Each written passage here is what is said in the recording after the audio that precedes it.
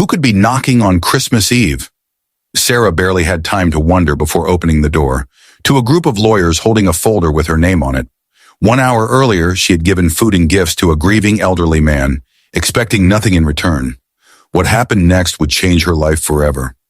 Snowflakes drifted through the quiet streets of Willow Creek, settling on rooftops and sidewalks. Inside warmly lit homes, families gathered for Christmas Eve, laughter and holiday music filling the air. But one house remained dark and silent. Sarah Mitchell pulled her coat tighter as she walked past the old Victorian mansion at the end of Maple Street. No wreath on the door, no twinkling lights, just emptiness. She slowed. On the front porch, an elderly man sat hunched in a rocking chair, staring at nothing. His silver hair was neatly combed, his coat buttoned up, but there was something hollow in his expression. She recognized him, Mr. Harold Benson, a former business magnate, once one of the wealthiest men in town. But after losing his wife and son, he had become a recluse, vanishing from society. Now on Christmas Eve, he was completely alone. Sarah swallowed. She knew struggle. At 32, working as a social worker, she had seen too many people forgotten. Not tonight. She turned and walked briskly toward the small diner down the street. 10 minutes later, she returned, carrying a hot meal, a cup of cocoa, and a small wrapped gift. She climbed the porch steps and knocked. Silence. Then slow footsteps. The door creaked open. Harold stood there, eyes sharp yet weary. His voice was flat. "Whatever you're selling, I don't want it." Sarah smiled, lifting the bag. "I'm not selling anything, Mr. Benson. I just thought—" She hesitated. No one should be alone on Christmas. His gaze flickered between her and the food. His fingers curled against the doorframe. "And what do you expect in return?" "Nothing," she said softly. A long pause, then, with a quiet sigh, he stepped aside. "Come in before you freeze to death." Sarah followed him inside. The grand hallway stretched before her, elegant but lifeless, like a museum frozen in time. No decorations, no warmth. They entered the sitting room, where a fireplace crackled softly. Harold eased into an armchair. Sarah set the meal down. "It's not much, but it's hot." Harold studied her for a moment before picking up the cup of cocoa. "No one's brought me Christmas dinner in years." Sarah smiled. "Then it's long overdue." For the first time in years, Harold Benson shared a meal with someone on Christmas Eve. At first, he spoke little, but as warmth settled in, so did something else. Comfort. He told her about his wife, his son, the family he had lost. Sarah listened, not with pity, but understanding. When the meal was finished, she handed him the small wrapped box. Harold frowned. "What is this?" Sarah shrugged. "Just a little something." Harold hesitated before setting it beside him. As the clock neared midnight, Sarah stood. "Thank you for letting me stay," she said. "I know this probably wasn't your plan for tonight." Harold exhaled. Neither was Christmas. Her heart ached for him. At least now, it wasn't spent alone. Harold looked at her. Something flickered in his expression. Gratitude, maybe even hope. Sarah nodded and turned toward the door. "Miss Mitchell." She paused. Harold's voice was softer now. "Thank you." Sarah smiled. "Merry Christmas, Mr. Benson." Then she stepped into the cold night, not knowing that her life was about to change forever. 1 hour later, a knock at her door would send her world spinning.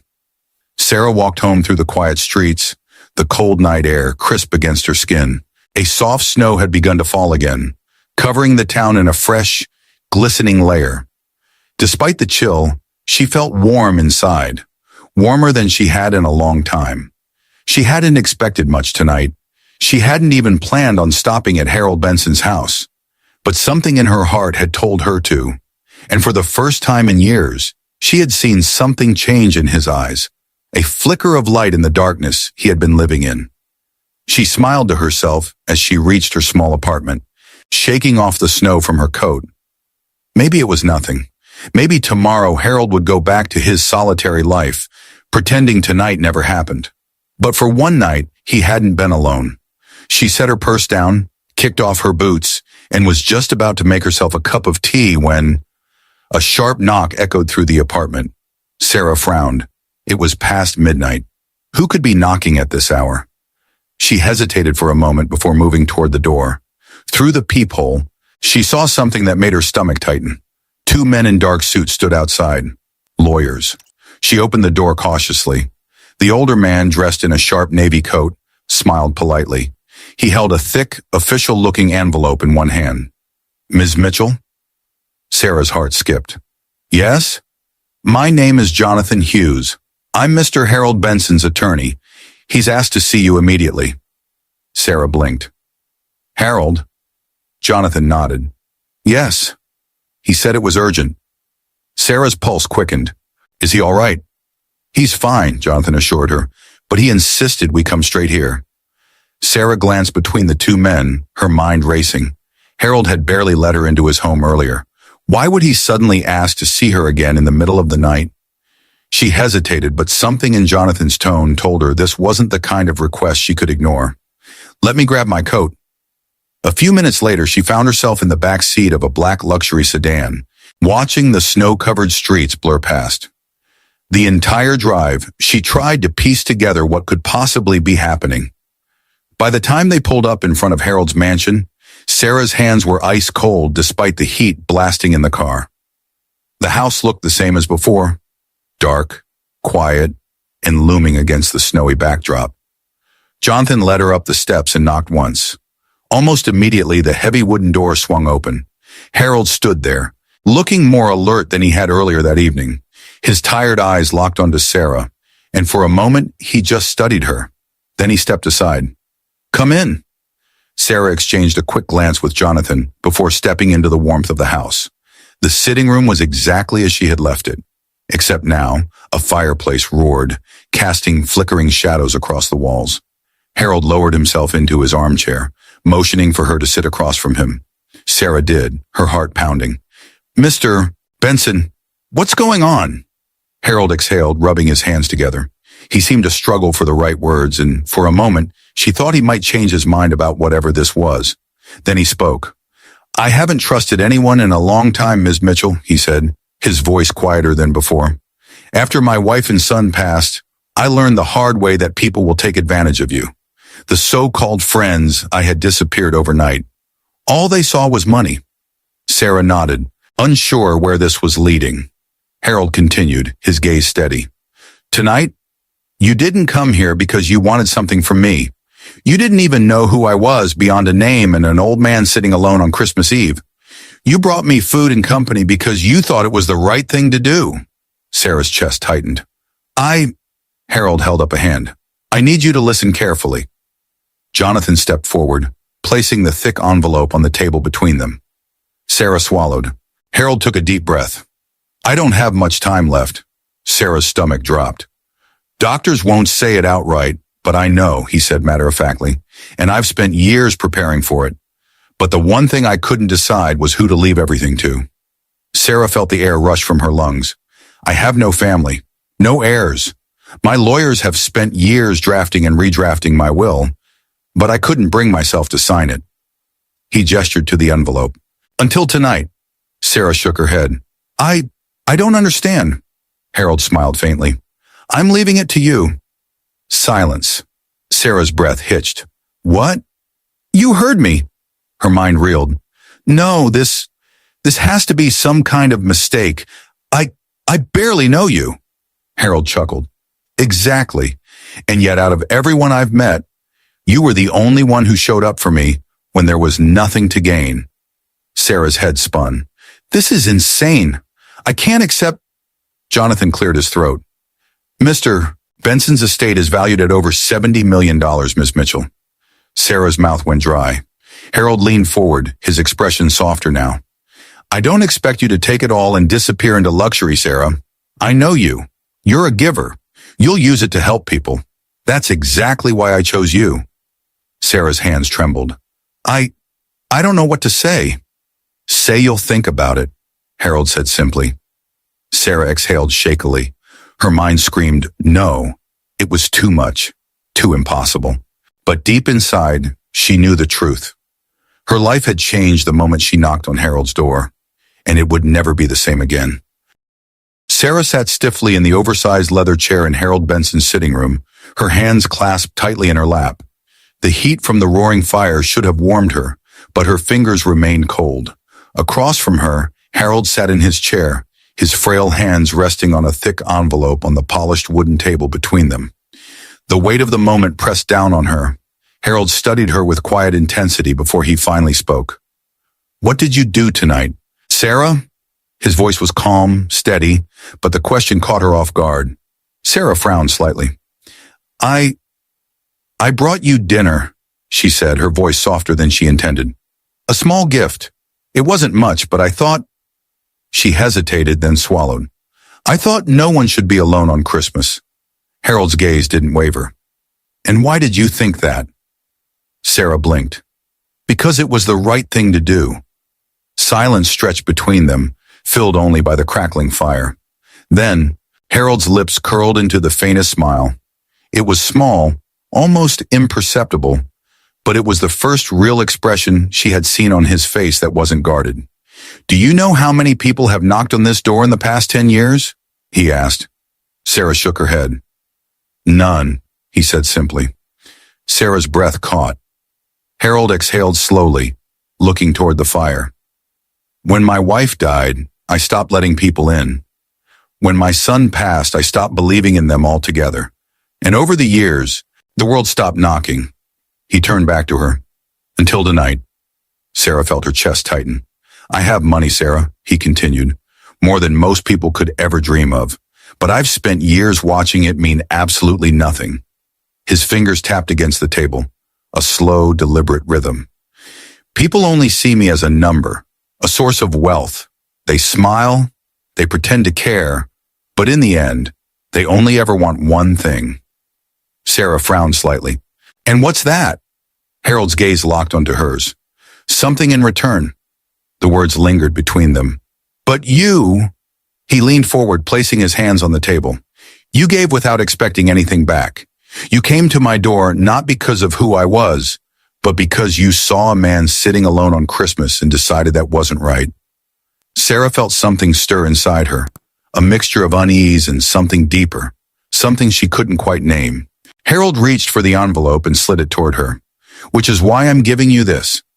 Sarah hesitated, looking down at it before finally picking it up. The thick paper felt heavy in her hands. Slowly she opened it and pulled out the stack of documents inside. The first page alone made her head spin. Her name, bold, printed, Sarah Mitchell. She flipped to the next page, then the next. Her pulse pounded. This wasn't just a legal document. It was a will. Sarah's breath caught in her throat. "Mr. Benson, this isn't possible." Harold smirked slightly. "Oh, it's very possible." She pushed the papers back across the table. I can't accept this." Harold let out a low chuckle, shaking his head. "You don't have a choice, girl. I already made the decision." Sarah felt her heartbeat hammering in her chest. "This is insane. I barely know you." Harold tilted his head. "And yet, you're the only person who's ever truly seen me." Sarah clenched her jaw. "I don't want your money, Harold. I didn't do this for—" "I know." His voice was quiet but firm. She swallowed hard. "I don't expect you to take it and disappear into luxury," he said, watching her carefully. "I know you, Sarah. You're a giver, and that's why I chose you." Sarah shook her head again, her mind spinning. I'm not qualified for this. I don't even know what I would do with all of it." Harold studied her for a long moment before exhaling. "Then let me ask you something." She looked up, still overwhelmed. "If you had the means to change lives, to do more than just survive, to actually make a difference, would you?" Sarah's breath hitched. "I've spent my entire life building something," Harold continued, "and now I want to leave it to someone who won't waste it, someone who will do what I never could." Sarah's fingers gripped the edge of the envelope. Harold leaned back, waiting. "So, tell me, Sarah, if this money wasn't for you, but for the people who need it most, what would you do?" Sarah's mind whirled. For years, she had struggled to help people with barely any resources. She had seen families lose everything, elderly people struggle alone, children go without. If she had the power to change that— She exhaled sharply. "I'd help," Harold smirked. "Then it's settled." Sarah's chest tightened. Harold, this is still too much. Is it? His voice softened. You've spent your whole life giving, Sarah, always putting others first, but you can only do so much with so little. He nodded toward the papers. This changes that. Sarah looked down at the documents, her fingers trembling slightly as she ran them over her name. Harold's voice was quiet now. It's not about the money. It's about what you can do with it. Sarah's mind screamed no. It was too much, too impossible. But deep inside, a voice whispered that maybe, just maybe, this was meant to happen. She closed her eyes for a moment, then opened them, looking directly at Harold. This isn't just about me, is it? She asked. Harold smiled, a real smile this time. No, he said simply. It never was. Sarah exhaled slowly, the weight of the decision settling in. Her life had changed the moment she knocked on Harold's door. Now she had to decide what to do next. Sarah sat frozen, staring at Harold as his words sank in. He wanted her to use his fortune, not take it. She had walked into his house expecting nothing, just hoping to bring some warmth to a lonely old man on Christmas. But now she was sitting in front of him, being asked to carry out something far bigger than she had ever imagined. Her mind raced. Harold, I don't know how to do something like this. Harold leaned back in his chair, studying her. You think I did when I started? Sarah swallowed. But this is your life's work, your legacy. I'm just a woman who cares, Harold interrupted. And in my experience, Sarah, that's rarer than money, intelligence, or even power. She let out a shaky breath. You're asking me to handle more money than I've ever seen in my life. Harold nodded. Yes, and I wouldn't be doing it if I didn't think you were capable. Sarah hesitated. The weight of responsibility pressed down on her. She looked around the room, her eyes tracing the antique furniture, the grand fireplace, the towering bookshelves, all of it built over a lifetime of hard work. And yet, despite his wealth, Harold had spent years completely alone. Tell me something, she said finally, her voice softer. If I hadn't knocked on your door tonight, what would you have done? Harold's lips pressed into a thin line. He didn't need to answer. She already knew. He exhaled, rubbing his hands together. I've been waiting, Sarah, waiting for a sign, a reason to believe that maybe, just maybe, there are still people in this world who don't see me as a bank account. Sarah looked down at the documents, her fingers brushing over her own name. All right, she said, taking a deep breath. I'll do it. Harold's expression didn't change. Under one condition, I assume? Sarah met his gaze. I won't do this alone. You're coming with me. For the first time, Harold looked genuinely surprised. Sarah, I'm an old man, he said, shaking his head. I can't. Yes, you can, she cut in. You don't get to hide in this house anymore. If we're doing this, we're doing it together. Harold's silence stretched for a long moment.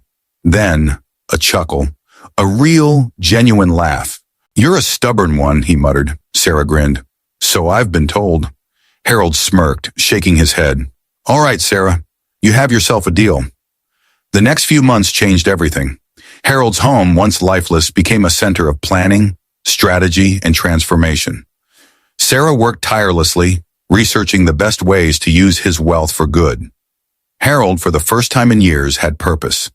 He met with community leaders, reached out to old business connections, and used his resources to build something lasting. And together they created the Christmas Kindness Foundation. The mission was simple. No one should be alone. No one should be forgotten. At first, the town was skeptical. Harold Benson, the reclusive millionaire, was suddenly appearing at community centers, food banks, and shelters. People whispered. Some doubted his intentions. But then the foundation started changing lives. It began with small grants to struggling families, ensuring no one went hungry during the holidays. Then came housing assistance for the elderly, helping those who had been left behind. Sarah and Harold traveled to local shelters, distributing care packages, listening to stories from those who felt unseen. And as the months passed, the town began to believe. This was real. This was happening. And Harold Benson, the man who had once shut out the world, was at the heart of it. 1 year later, Christmas Eve arrived again. But this time, Harold's house wasn't dark and empty. The Grand Benson estate had been transformed. The front lawn was lined with twinkling lights. Long tables stretched across the yard, filled with hot meals, warm drinks, and gifts wrapped in festive paper. The town square had been converted into a winter wonderland, and the foundation's biggest event yet, the Christmas kindness celebration, was in full swing. Hundreds of people gathered, some elderly, some homeless, some simply in need of warmth. Volunteers served hot meals. Children laughed as they opened gifts. And Harold Benson, the man who once spent every holiday alone, stood at the center of it all, watching as the world he had once turned away from embraced him back. Sarah stood beside him, taking it all in. "Well," she said, nudging him, "we did it." Harold chuckled, shaking his head. "Number, you did it." Sarah smiled. "Number, we did." Harold exhaled, his gaze sweeping across the sea of people. "You know," he murmured, "I used to think my wealth was the most important thing I had." Sarah looked up at him. "And now?" she asked. Harold's voice was quieter. "Now I know the greatest gift is having something worth giving." Sarah felt a lump rise in her throat. For the first time, Harold Benson had everything money couldn't buy. Connection, purpose, family. She squeezed his hand gently. "Merry Christmas, Harold." Harold smiled, a true, genuine smile. "Merry Christmas, Sarah." And as the snow began to fall once more, Harold Benson, the man who had once been lost in the past, finally felt alive again. The town square shimmered with golden Christmas lights, wrapped around every lamppost and strung between the old brick buildings. Snowflakes drifted gently, settling on rooftops and along the paths where hundreds of people gathered. The air smelled of cinnamon, roasted chestnuts, and fresh pine, blending with the warm laughter and soft carols filling the night. Sarah stood near the center of it all, watching. 1 year ago, she had knocked on Harold Benson's door, expecting nothing in return. Now she stood in the heart of something much greater than herself. The Christmas Kindness Foundation's very first holiday celebration. A long row of tables stretched across the square, covered in steaming plates of food, where volunteers handed out warm meals to families in need. Children sat by a beautifully decorated tree, opening gifts donated by people who had once been strangers, but were now a community. Everywhere she looked, she saw the impact of a single night, a single choice. And standing in the middle of it all was Harold Benson. He looked different now. The once reclusive millionaire, whose house had been dark and empty on Christmas Eve, was now surrounded by people. Sarah watched as Harold bent down to listen to an elderly woman in a wheelchair, his expression full of warmth. A man shook his hand, clapping him on the shoulder in thanks. He was no longer invisible. For the first time in years, he belonged. Sarah made her way toward him. Harold turned before she even reached him, as if sensing her presence. A slow smile spread across his face. "Ah, here she is," he said, his voice teasing. "The woman who refuses to let me retire in peace." Sarah laughed. "You love every second of this, don't lie," Harold smirked. "Maybe, but don't tell anyone. I have a reputation to maintain." Sarah shook her head. "Too late, Harold. Everyone here knows the truth." Harold glanced around at the glowing town square, the people, the warmth, the life. His smirk softened into something far more real. "They really do, don't they?" he murmured. Before Sarah could respond, a little girl appeared at Harold's side. She couldn't have been older than 6, her tiny hands clutching something wrapped in brown paper. She looked up at him with big, hopeful eyes. "Mr. Benson?" Harold crouched slightly, his voice unusually gentle. "Yes, sweetheart." She held out the small package. "This is for you.